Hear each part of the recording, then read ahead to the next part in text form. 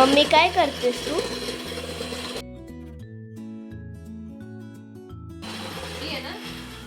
ही जी माझं बीटर आहे त्या बीटरनी लोणी काढते. तर तुम्ही बघू शकता मस्त हे लोणी निघालेलं आहे. आता हे जे लोणी आपण फिरवलंय ना तर हे असं पुसून घ्यायचं व्यवस्थित. ओके.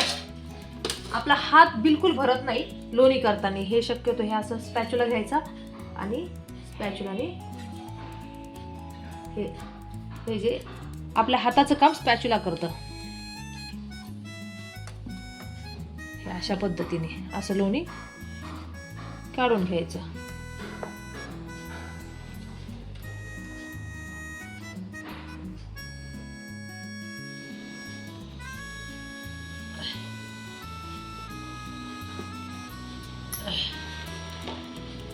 अशा पद्धतीने हात न भरवता आपण लोणी काढू शकतो.